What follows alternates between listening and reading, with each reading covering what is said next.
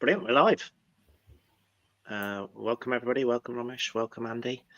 Let's get started. So thanks very much for everyone joining.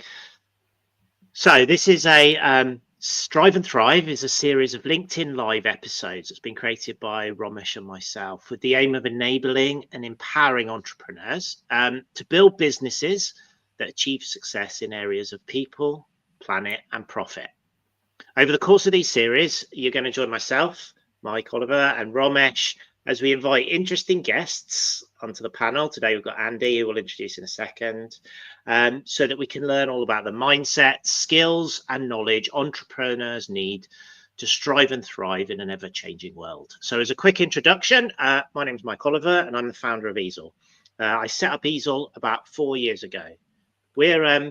We're on a mission to lead innovation through people, supporting individuals to go on their own entrepreneurial journeys, help teams shape, create and exploit new capabilities for both commercial and social good.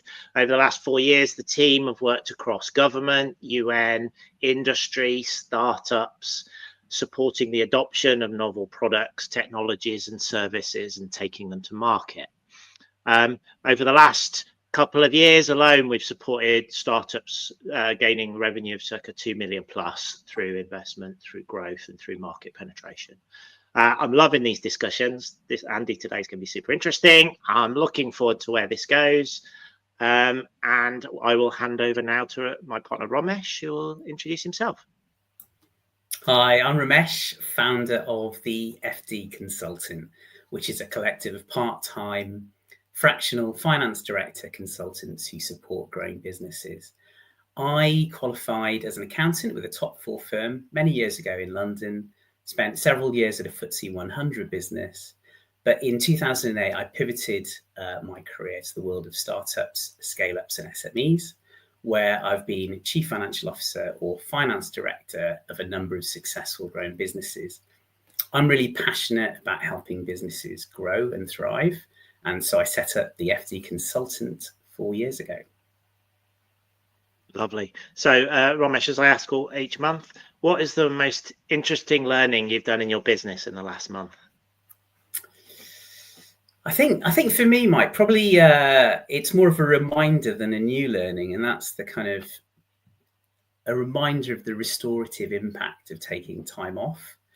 I had a good holiday a couple of weeks ago, and it took me a good few days to kind of, I suppose, wind down from work and stop thinking about it, so consistently, stop messaging and sending emails out. And actually, it was just nice to have a bit of a break and let the brain kind of relax and switch off. Good. How about you, Mike? For me, I'm launching a new business product line called Bullfrog, and we've made some really good progress in the last 6 months. And over the next year, we're moving into the market. But we're in that difficult phase where we're all really busy. The plans are good, the money's good, the opportunity is great, and it's a true game changer. But how do we create the time for those things we want to achieve tomorrow when we're all super busy today? And I think one of the things I've realized in the last month is you've got to create those headspace and time for the opportunities that you're trying to create for next year, not just sort of focus on the here and now. And as a founder, entrepreneur, that's kind of one of the biggest challenges I have in running Easel and running a business. So been an interesting month of balancing the present and the future, I think. That is interesting. Thanks, Mike. So everyone, welcome to Strive and Thrive episode 2. How to successfully exit a business. Today, we're looking at that utopian moment that all founders dream of. All that hard work and effort culminating into hopefully a big financial reward for the shareholders and an ongoing legacy that's left behind. In this Strive and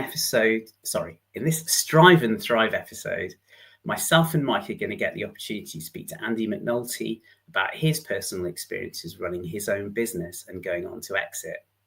I'm really looking forward to speaking to Andy, not just to learn about his business experience, but also his personal journey. Full disclosure, Andy's a really good friend of mine. We went to university at Bath many, many years ago. I know he's got some fantastic insights to share. So Andy, welcome to Strive and Thrive.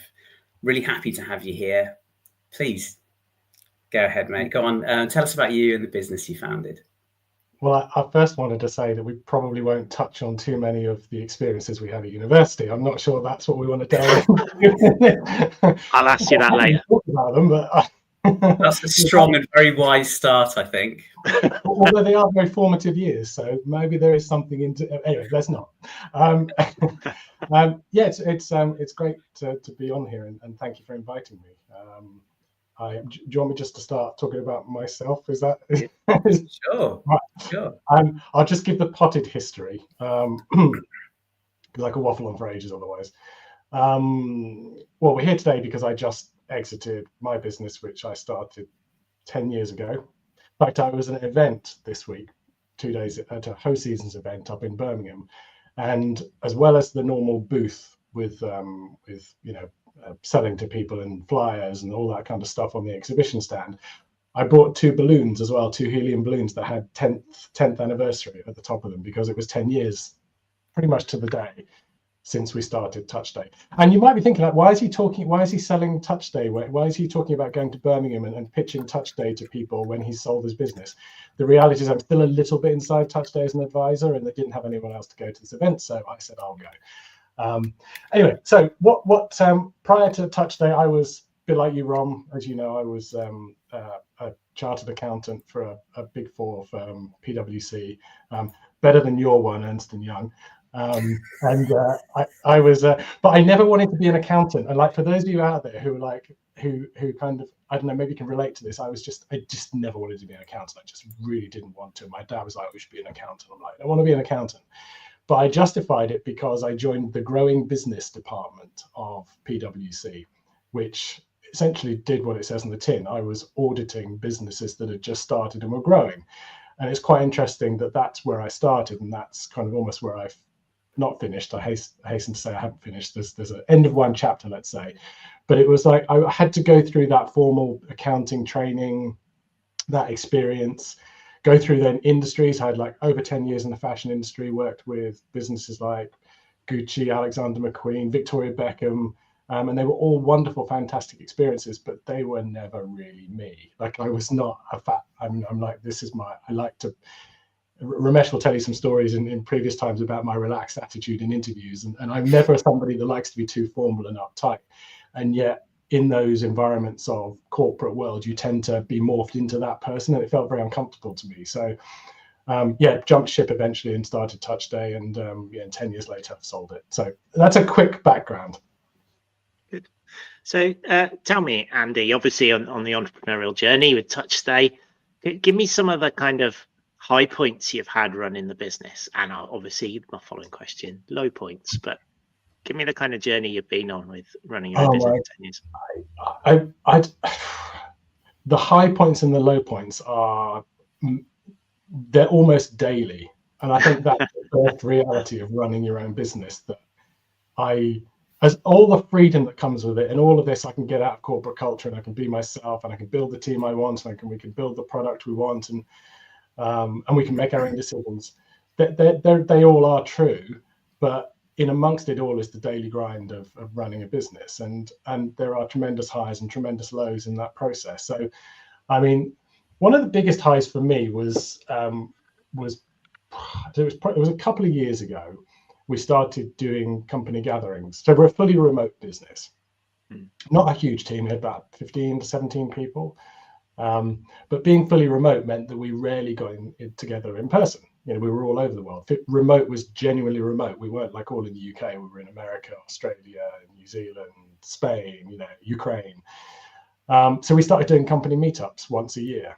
And the very first one was good, but it was a bit of a learning curve, like how to, organize an in-person meeting event and how to make it natural and stuff. But the second year, in terms of highs, was great because I had almost no involvement in the way the thing organically went. And there was a moment where I was sat in this meeting room we'd hired, and there were people doing stuff, and there was a presentation. I was at the back of the room. I was sat there. I was looking, and I thought, I'm not someone that likes to go, well done, Andy. I don't. That's not natural to me. But I had a moment where I was like, wow, like I've actually, this is the fruit of all that work. Like I have actually built a team, and this team are functioning, and they look like they're having fun. And we had one in particular. There's one of our Ukrainian developers called Jane, and she has been with us for many, many years through the Ukrainian war as well. When that started, you know, we kept her position. She went off to do some work with the Ukrainian army, and then came back. And she stood up at this in-person gathering we did, and she just made such a heartfelt, passionate kind of story about the purpose of Touch Day and why we existed and what we were here to do. And all of us in the room were just like, where did that come from? So those are real high moments when you get to see other people doing stuff and other people finding, I don't know, like a fashion and a purpose in a business in which you think it's all about you. It's not. It's about everyone else too. So that's the high point. But there are gazillions. Getting our first angel investor when we went on a Virgin Startup Accelerator. Both Joe and I had to do a pitch at the end. Joe was my co-founder. We had to do a pitch at the end of the evening to a bunch of people in the room, loads of angels, and pitch Touch Day to get investment. And out of that came our first angel investor. We saw her after we'd done the pitch, and she was like, I'm impressed, tell me more. And that was a real high, because without that anchor investor, we were struggling to find others. And that gave us that one who we could now say to everyone else, look, we've got this one at this value and at this commitment. And it gave us the confidence too, to know that we could stand on a stage, pitch to a room full of people who were going, yeah, come on, sell me. Why do I want to invest in you? And come out with something. So that was another real high. Loads of them. In terms of lows, I mean, I think the Ukraine war, when that started, was a low, not just because that stopped our business in its tracks.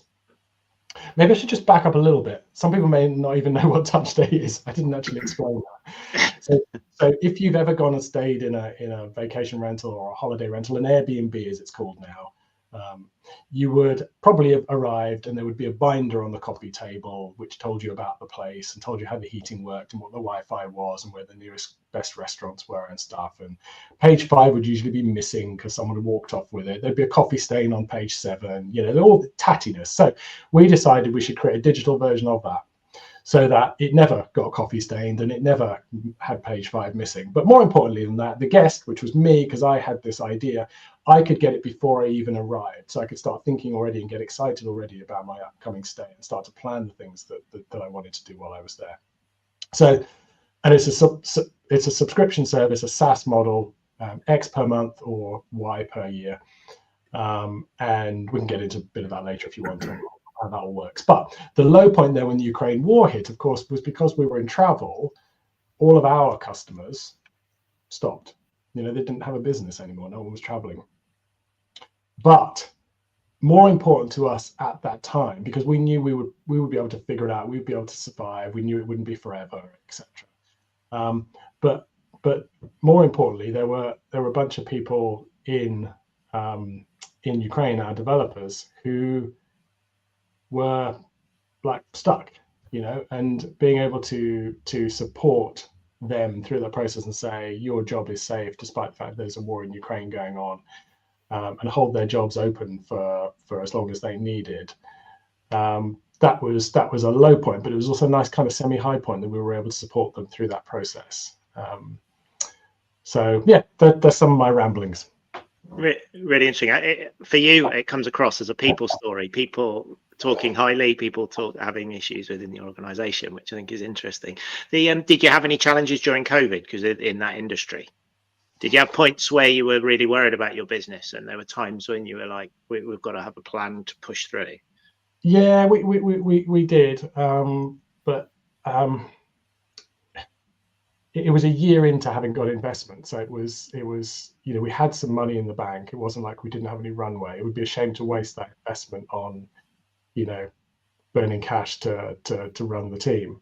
So what we did do is we just cut out all of the obvious costs that we could. We just, you know, removed all of those. We furloughed ourselves when that became available. We did that. We I can't even remember what we did, because a lot of our team is contractor based. They're not employed, so I can't actually remember what we did. But I know we worked with a lot of them to keep them on board. With the developers in Ukraine through COVID, we decided we would keep them, and they would just rewrite the platform, bring the code up to scratch, because there have been a number of years where we hadn't cleansed the code, and you keep adding features and the code can get a bit messy. So we decided to rewrite all that. So we put that to good use. And to be honest, once what was COVID March, and then by the time July happened, particularly globally, but certainly in UK and US, markets opened really quickly. And being Northern Hemisphere businesses, it was peak summertime. And what did people want to do after 3 months of lockdown? They wanted to go away somewhere. And what did they need to do? They needed to go somewhere that they could be in a bubble, which was not a hotel. So it was vacation rentals. So we actually found that July and August of 2020 were like real upturns for us, because people thought that COVID existed on the laminated binders that would sit in the homes. Of course, that proved to not be true, but that was very helpful for us, because people thought, I can't have anything that people can touch inside the home. So get rid of that. And there's this digital product called TouchStay. And we were very fortunate that during that period as well, we had a number of industry influencers, particularly in the UK, who were very, very supportive and kind to us, and had us on webinars, and we could pitch what we were doing. And there's a big element of luck in that, as there is in all things that we do, isn't there? It's never by design successful. It's by design and being opportunistic about things that come along, and being a little bit lucky. And so to answer your question, we had a blip, but we came out the other side. And the years that followed, the 2021 and 2022, were definitely our biggest years of growth. Really interesting. Excellent. Thanks, Andy. And it's good that I think you've pointed out the element of luck, because you can factor and solve for so many things, right? But you do need a little bit of lady luck on your side, I think, at times. But well done for navigating that incredibly tough time, for everyone, really. But just to kind of address some of the points you made. I mean, I was obviously I was part of your advisory board back then, and I was really struck about, in terms of how much you guys cared about your team in Ukraine, and that was a big topic. We discussed that several times, and the actions that you were kind of looking at sorting out to kind of make sure that they were safe and able to kind of just navigate that huge challenge. So yeah, that was, I think, something special about the business from my own personal perspective. One question I wanted to ask you, just based on your answer on the highs, was you talked about the importance of that first cornerstone investor, that angel investor you met on that accelerator program. Is there anything that you can kind of pick out in terms of your offering that you think got you that investment? What made TouchStay different to some of the other businesses that may not have got an investor? I mean, I would say the first thing that we benefited from was the Virgin Startup Accelerator program itself, which got us to those answers that you've asked. So an 8-week program, they very much prepped you to know the answer to why do you value your business at what you valued it at. If someone asks you, how did you come up with that valuation, you've got to have a better answer than, well, we think. And so, through the course of the accelerator, you got challenged to think, and the whole point was to go to a pitch evening at the end and to raise money. So they very much set you up to succeed, rather than leaving you to kind of think about how you would address that room. But specifically, I think that the one advantage I certainly had was that I'm a finance person by background, and all my fashion roles have been as a CFO. So, trying to stand up in front of a room and talk about the trajectory of a business and why we think it's valued at a certain valuation and how we think we're going to get there, and plotting the numbers to an investor, at the end of the day, that's what counts, isn't it? And having that credibility to be able to stand up and do that was something that I feel really blessed, having done what my dad said, be an accountant, actually was very, very helpful to me in being able to stand up there. But we also had product market fit by that stage. So we weren't going in as a brand new startup. I should have said that for many years before that, Touchstay was a side gig, it was a hobby. I was still consulting in the fashion industry, and that's when I was with Victoria Beckham for a long period there. Touchstay was ignored. But we and helpfully too, because it was very early in our journey, we probably wouldn't have had the product market fit we did. But by the time we came to the Virgin Startup Accelerator, we already had customers, we already had case studies, we already had positive stories. We could already show what our pricing was, why it worked, what our customers valued in the product. We knew the industry, so we could very clearly articulate the size of the industry and the trajectory. We knew the players in the industry, so we knew how to go to market. So I think. Listen, I've seen through the years, through being in many kind of finance roles in different businesses, the pitfalls that you can get into. And whilst I've never run a business, I was observing the things that go wrong in business and the things that go right in business. And even on the cohort of people on the startup program, I could see already some of them were struggling with certain aspects of their business and articulating it in a certain way.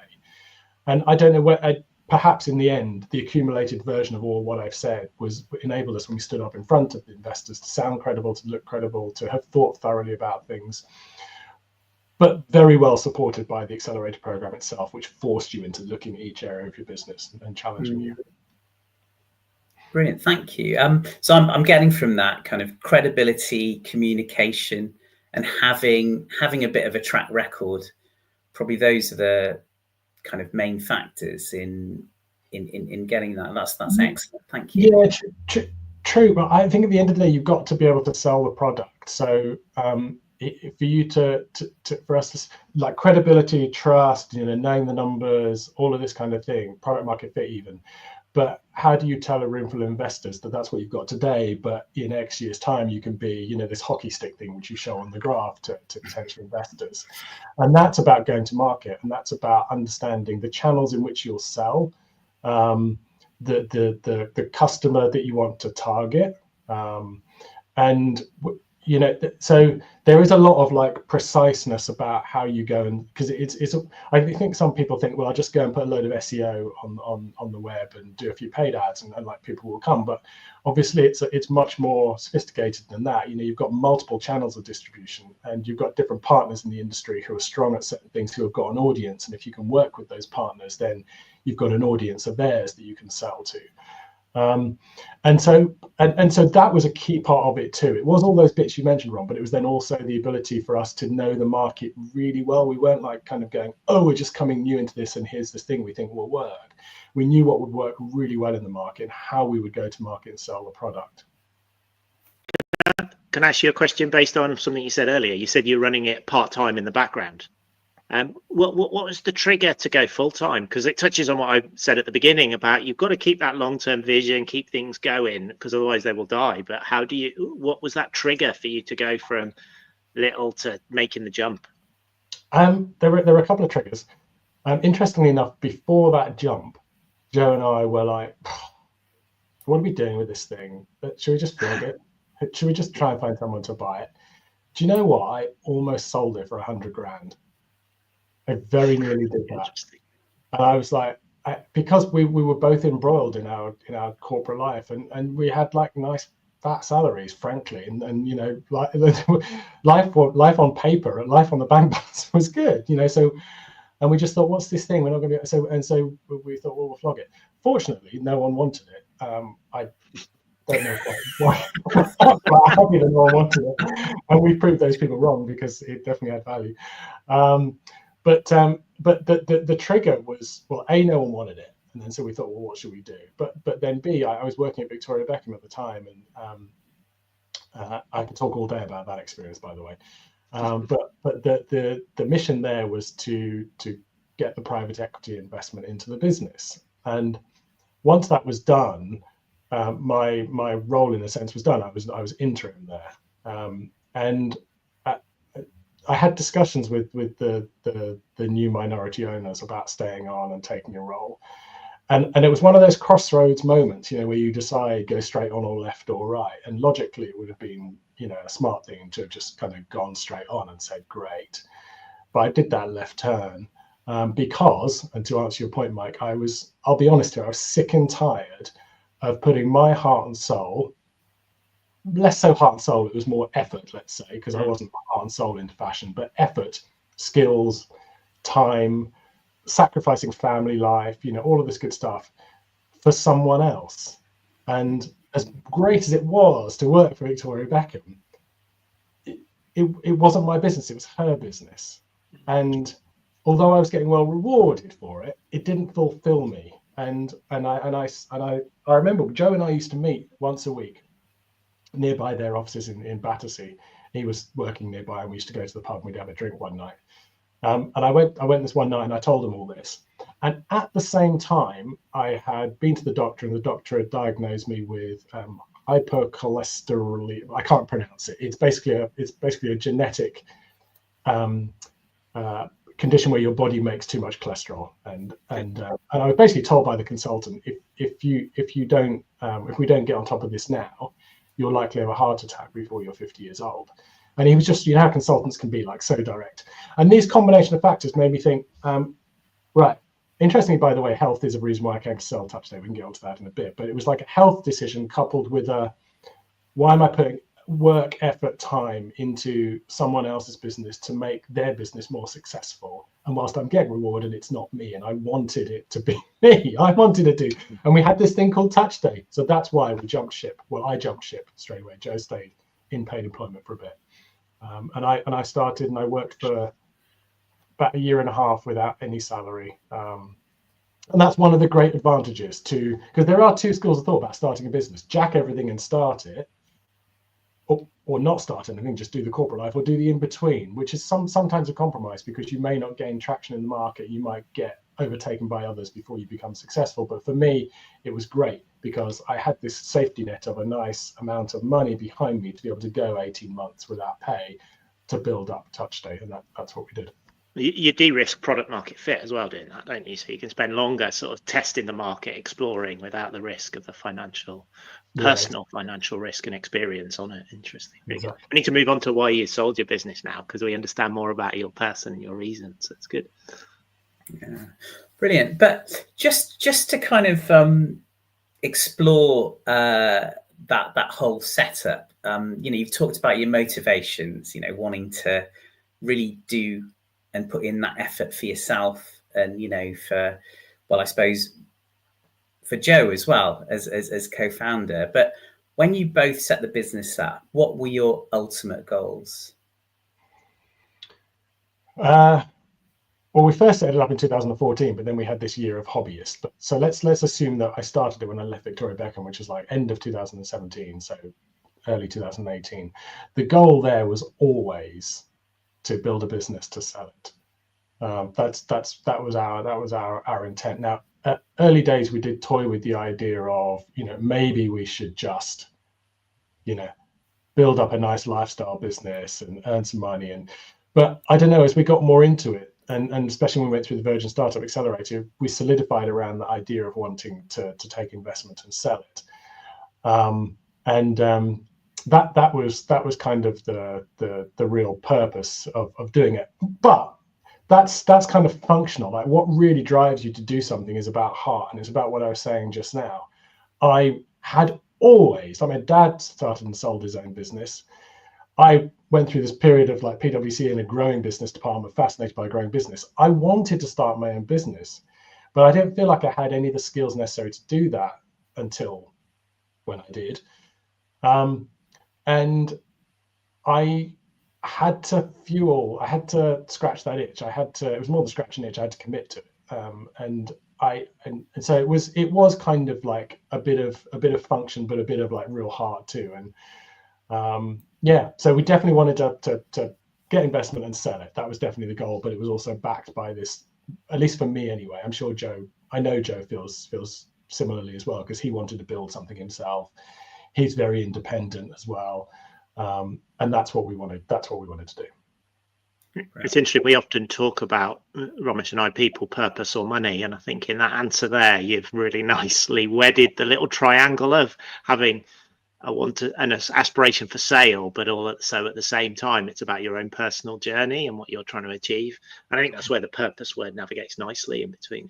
Yeah, and also I think we all find in our daily roles periods where it's not fulfilling, like the job is not fulfilling, or it's frustrating, or it's hard, or it's and those are the natural, and that's no different in startup life. But there's a certain point where you get to where it's all a bit too hard, or it all feels a bit unnatural. And I think many people are in that trap of, I think it's less so these days because we have more choice, but certainly I think a lot of people feel the need, the mortgage is there, the family's there, that, I need to do the right thing. But I've always been one of those people who, if I'm not feeling right about something, I'll change it. And I back myself to say I'll change it, and things might be dodgy for a while, but I'll figure it out. And I think that's an important thread that goes through it all. That if you're not enjoying anything in your life, fine, because we don't all enjoy it all the time. But if it becomes a consistent thing, it becomes a chronic thing, then like you've got to do something about it. You've got to change it. And for us, that was starting a business. Tell us about the journey to selling the business then, the thought process. You talked about health and other factors as well. So yeah, we'd love to hear more about that, Andy. Yeah. So my latest health scare, I talked about the first one that made us kind of jump and want to start TouchStay. Interestingly, the thing that made me want to sell TouchStay was that I had a stroke 2 years ago. And as you can see, I'm perfectly functional and normal, but I just run the London Marathon, crossed the London Marathon finish line, felt great, high-fiving everyone, it's like life's good. And then I just felt awfully weird. Long story short, had a stroke. And then 6 months later, my younger brother died. And those two events within the space of 6 months, there's nothing like something or two huge events like that to make you stop and take stock and think about what it is you're doing. And whilst I was enjoying TouchStay and we were building and we were growing really nicely, there felt like there was something else that I wanted to do in my life. It felt like this wasn't the only thing that I would do for the rest of my time. And, frankly, we thought we'd built a nice business and we thought we created enough value for it to be the right time to sell in our market. And interestingly, Joe and I had a chat, and Joe was like, I don't want to sell because I think we've got more growth potential here. And I was like, but I do want to sell. It's like one of those kind of weird moments where we weren't aligned. And we've been aligned in most of our journey, but we weren't. And we settled on, well, he said, I want this as a minimum then. If we're going to go and say, I want this as a minimum. And I was like, oh, okay. I think it's a bit punchy, but sure, let's try that. So we through the help of an industry friend who now has his own M&A business, a guy called Simon Lehman, who runs AJL Consulting. We approached him and said, look, what do you think? And he said, I think you can achieve a nice value for what you've built, and I think that there'll be demand for this. So it was the health thing that triggered it. It was then a discussion between Joe and I about do you, don't you, and reaching a compromise on, well, let's go for it at your value and let's see where we go. And then coupled with this industry friend who I had, who was very good in M&A and knew the market. And we said, well, let's do it. So let's try it. And so at the end of last year, sort of like late 2023, we put an investment memorandum together and approached a few people and had a couple of offers and some further interest, but they weren't quite right. And through this kind of process of kind of like, well, they're not quite right, but someone's put money on the table. Like, what should we do? We got this offer from the person that the group that did buy us, came directly to my inbox, which was weird, like a cold email. We want to buy your business. And usually I go delete, but this one had like something about it. I was like, no. So I passed it along to Simon and his team, and the rest is history. That's kind of how we did it. There's a lot of nuance in between there, which I can go into at various facets of selling a business. Why did you decide those weren't the right offers? Because it implies there's more depth to the understanding of what you're trying to do when you're selling, I guess. Yeah, look. I mean, the first thing is that there's a paper offer, and then there's a reality of what you'll get. Okay. Yeah. So someone might come along and I'll give you X million and you go, wow, that's fantastic. Where do we sign? And then they go, but wait, in order to get that X million, we'll give you 50%, 40%, 30% of that now. And the rest of it, you'll have to wait for a couple of years because you're going to go on an earn out. And by the way, over those 2 years, we're going to set you profit targets and we're going to set you revenue targets. And we own your business in those 2 years. And so as a founder, I sat there and I thought, well, all right, on paper at the end of 2 years, we could have a really lucrative deal here. But I know that over the next 2 years, I'm being hamstrung because you're going to tell me I can't spend what I was used to spending to generate sales and leads, because you're setting me a profit target that I don't think is realistic in order for us to achieve the growth we need to achieve. So why on earth would I accept that offer just for it to be this vanity paper thing? And so we went through this kind of thing of, I remember saying to Simon, look, we're only doing this if we sell for cash, all up front, day one. And he was like, well, we could try.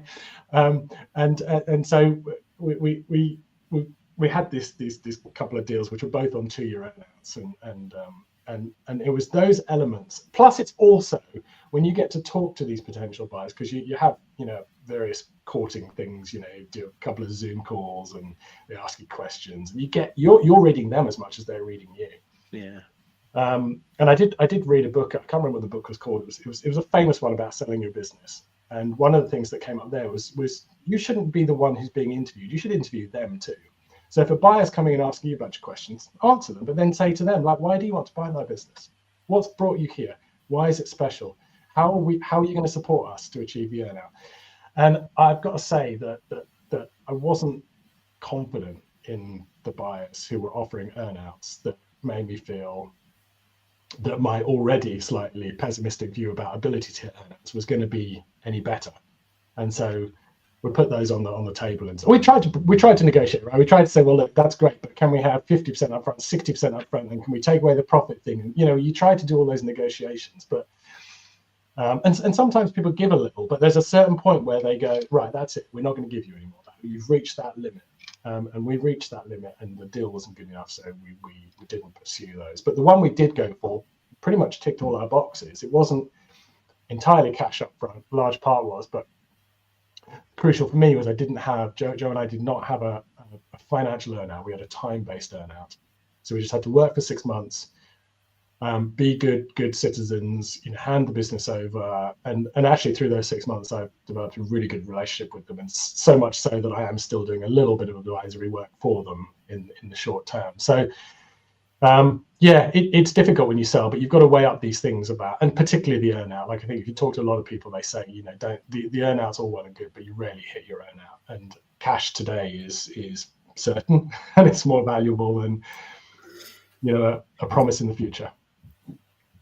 Andy, we know each other really well, and I know the process that you just described, quite lightheartedly, at high level, and you've achieved an excellent outcome. But I know that there were lots of grey areas, lots of uncertainty. We had some long chats ourselves. I know that you spoke to a lot of other people. Can you touch upon some of those pain points or areas of indecision that you encountered? Yeah, that's a really, really good question, Ron, because you're right. I went straight to functional part of selling and negotiation and tactics and value, but the reality was, as you well know, because for those, Rom explained it before, we are good friends and etc. But so much so that I picked the phone up to Rom one time. I was driving back from I can't remember where, and I was in the car and I had a 2-hour conversation with him on the way home. And I said to him, look, mate, I'm really angsty about selling this business. I don't know if it's the right thing to do. And as ever, for those of you who don't know Rom, he breaks things down into this immensely understandable simplicity, which is really hard to do when things are very complicated. And just asked me a few questions, despite the fact that it took 2 hours, but probably as you can tell, I talk. So it was probably 1 hour and 50 of me rabbiting on, and Ron was like, all right, Andy, just stop. But some of those things were around, like, I built this business and I started the business and it was my baby, and it just seems, I don't know, there are so many times when I think about it, I'm like, Andy, it's a business, it's a name, it's a number on company's house, like, it's not your baby. But somehow it is, like, you built it, you created it, you've got a team there who you built, you've got customers who you have wonderful relationships with, who you feel a sense of, oh, I'm going to sell now, and what's going to be like for them with the new owners. So you have all of these feelings, and that what this sort of all happened. If you remember, Ron, this happened before I wanted to sign the LOI. So this was, negotiations had all been done. It was like, now I've got to sign the LOI, and LOI, letter of intent. So basically the heads of terms for the deal you're going to do. Then you go through a whole due diligence, which formalizes those heads of terms into a real legal structure. So that LOI isn't actually binding. It's not legally binding. It's the deal that comes after that that's legally binding. But the LOI is a good faith intent. So you're basically saying, I will sell you my business if we go through this process and everything works out. So that signing of the LOI is almost like the moment where you're like, I'm going to do this. And I struggled with it. I really did. I had tears. Honestly, I was a wreck for a long time about this. But at the same time, and Rom had said this, like, why are you selling? And he was asking me about, do you need the money? Is it about the health stuff? Is it about, put all these like really pertinent questions to me. And in the end, I realized it was about, going back to the what I've said before on this course, about the heart. And it was about knowing that this was the right moment because of the stroke of my brother, of feeling that there was something that I needed to change in my career trajectory next. You might ask me what I'm going to go and do next. I have no freaking idea, but I know there was like a friction that needed to change. And so those are the parts of selling the business that were really hard. And for anyone who's like thinking about selling or is like building up to sell, I think one of the really important things I would try and encourage you to think about is, what would make you sell? What is it your end goal? Like, what are you striving for? And get clear in your mind about what, if someone came along and offered you a sale in this year or in 3 years' time, what is it why is it you're doing them? And if you don't really have any purpose to that why, then particularly in our case, in a growing SaaS business, you should not sell, because theoretically every day you hold on to the business, you're growing, so you're becoming more valuable. So having that real clear purpose about why you want to sell is critical, and also knowing the value at which you would sell. We had this conversation about Joe and I having disagreement about value, but in the end we came to a compromise, which was the deal that we accepted. But you've got to if you've got a co-founder, you've also got to be very much aligned with why they want to sell and what their minimum terms are, because they have lives and they're different to your life, and they haven't had a stroke and you have, and you've got to navigate that process too. So I don't know, did that answer your question, Ron? It did, very much. Thank you, Andy. Very much. Andy, that's really powerful stuff, actually. There's so much that we could continue to talk about. But Mike, did you want to bring in some audience questions here? I think I'm going to ask for audience questions, actually. I think we haven't had any through yet. We've had some people praising you, Andy, so that's really nice. But yeah, this is a good opportunity if the audience have any questions and want to push any forward to Andy. In the meantime, I'd like to ask a question, I think. You've talked a lot about your experience of making a decision, the analytical side of it and the emotional side of it. And you talked a lot to us when we had the introductory call last week. How do you think you balance that equation when you're an entrepreneur and when you're a person looking to sell your business? And you touched on how you'd make those recommendations to another entrepreneur who's looking at that point of selling now and the decision making they've got to go through. How do you kind of balance that number versus emotional debate that you're going to have with yourself? You mean about the point of selling? Yes. Yeah, the point of selling.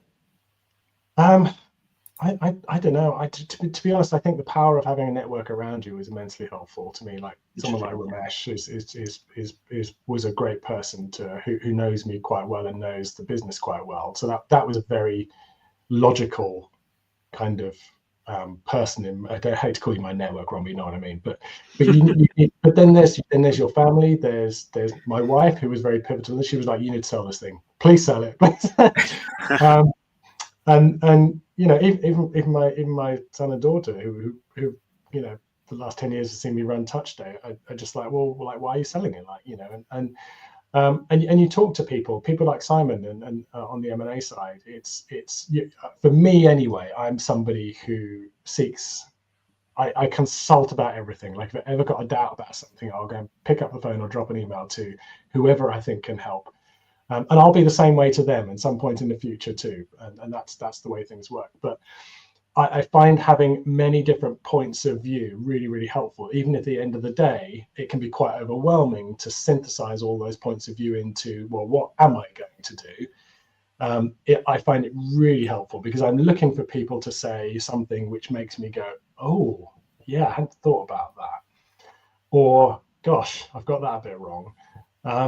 And you can't do that in isolation. You can't take decisions like that by yourself without, I mean, some people can. Some people are very strong-willed and determined, know what they want to do, and they do it. But I think a lot of us, even if we don't admit it, we don't know all the answers, and we need to consult. And to answer your question, that kind of that balance there is only achieved by asking other people in my network who had different perspectives.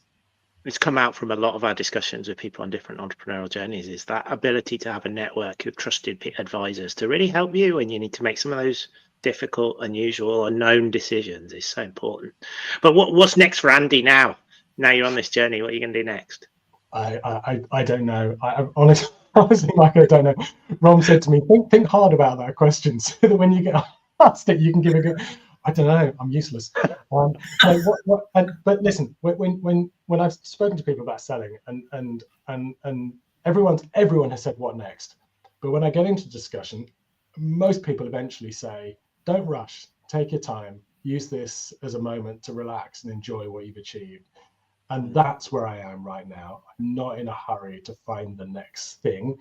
I am in a hurry to kind of like take the cork out of the body and let it just kind of breathe a bit, you know, and enjoy some of the, frankly, enjoy some of the money that we made from this, and to do a bit of traveling and, you know, just that said, Mike, I am who I am and I can't resist being interested in what other people are up to. So I'm going to be on the advisory board of another startup in our industry. I have just been accepted to be a Virgin Startup Mentor, and that was my way of giving back to the Virgin Startup community where the original lead investor came from.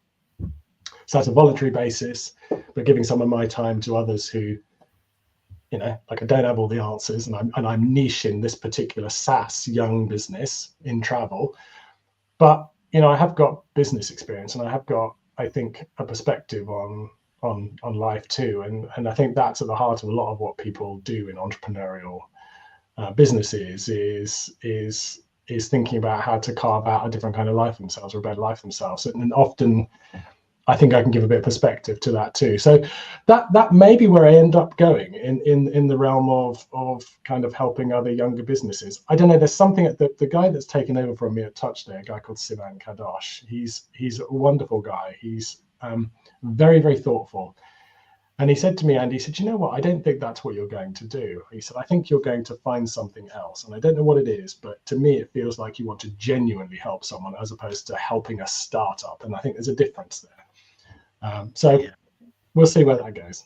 I think that's my insight talking to you, Andy. I think you've got a lot to offer based on this conversation and experience, that mix of money, analytical approach, and also decision making. And I think you'll offer value, but I think you seem like someone who'd want to get in and get dirty and get busy with the right opportunity, I think. And that's the danger. Interesting to see your journey, right? Yeah, that's the danger. I don't want to, that's a red line for me a bit, kind of getting in and getting dirty. And I think that's the bit that I'm going to struggle with. I can't put myself back. Otherwise, I'd have kept Touch Day, right? That wasn't the point. Yeah. I would have kept growing it. So you're right. That is kind of what I would end up doing if I don't check myself. Really interesting. We've got one question actually, which is a good one, and I think I like it. How did you keep your team aware of the process when you were selling, so they know what's happening? How do you provide reassurance to them? I wish I could remember that book that I read. I'm going to look it up and maybe share it with you afterwards. But one of the things in that book, as well as talking about many aspects of selling, was when to tell your team. And it was categorically do not tell them until it's done. And that was counterintuitive to everything I feel about team and people. I'm transparent. I over communicate. I want to tell them stuff. I want them to kind of come along with me. And I had to keep my mouth shut. And the reason you don't tell people till the end is because you end up disrupting the team and they start to think about what's coming next. And that can cause not only some disruption in the business, but also some disruption to the sale process. And when I actually did tell two of the team, because I was in the US at an event on the day that we signed the deal. Now, we'd signed it, but the buyer hadn't signed it by then, but I knew it was pretty much done. So I said to two of the team, Tyann and Lauren, actually, no, Tyann knew because she was an investor, stupid me, she knew. But Lauren, I sat down with Lauren and I said, I can't have seen her in person in the US, go back to the UK, and then the next day pick up the phone and say, Lauren, we sold the business. So I told her. And, Lauren's one of these genuine people in life, and she had a really, and it gets me to a very emotional reaction to it. Yeah. And I realized at that point that it was the right thing to tell them at the end, because I wouldn't have been able to deal with all of that had I told them during the process. And I don't think many of the team would have been comfortable, just it's all good, just get on and do your work. That's not the way it would have been. So yeah, leave it to the end is both the theoretical advice from people that know, but also I can tell you from someone who wanted to tell everyone straight away, it's also the right thing to wait till the end. Really good. We're coming to the end now, so I'm going to pass over to Romesh in one second.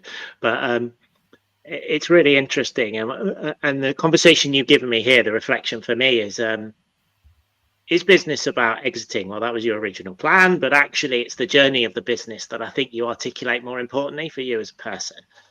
And I think what we're kind of saying here is that if a business is looking at exiting, there is a big financial process decision, and you do need to read those books and take counsel. But it's also a life-changing decision. And I think that is the interesting part of this. And I think based on what you're telling me, Andy, this feels like a journey that requires both of those. Really carefully think about what you're trying to achieve personally, what your personal journey is, and also what the numbers, process, and mechanism are that make this work. The fact that you've got such a good relationship with your the purchasers now is kind of testament to picking the right company and who you are and what you've tried to achieve here, which I think is great. Romesh, over to you. Thanks, Mike. Andy, really enjoyed listening to you, actually. I mean, I know a lot of your story as a friend, but I think you touched on some really fascinating areas. I think personally, I'm so glad that you're taking the time now to enjoy what you've achieved, and that's really important. You work hard. You've and the team work really hard. You've got to this point, savor it, enjoy it, and make the most of it. And I'm really so happy for you you're doing that. And of course, also happy to know that you're taking the time to think deeply about the next step, because it's a big decision, and I'm sure you're going to make the right moves for you. So thank you so much again for coming on. And I'm sure everyone listening would have really enjoyed that. Thanks to everyone for coming along and listening to our discussion today. When Mike and I set up Strive and Thrive, we wanted to open up interesting discussions in the business space for ourselves to learn and to share with those that are interested. Strive and Thrive is currently a monthly series, and we have a great pipeline of interesting people to share their insights with you. The next session will be on the 12th of December. We'll share more details on social media over the next few weeks. So again, finally, Andy, thank you so much again. Big thanks to Mike and the rest of the Strive and Thrive team. See you next time. Thanks, Andy. Lovely to meet you. Good discussion. Yeah.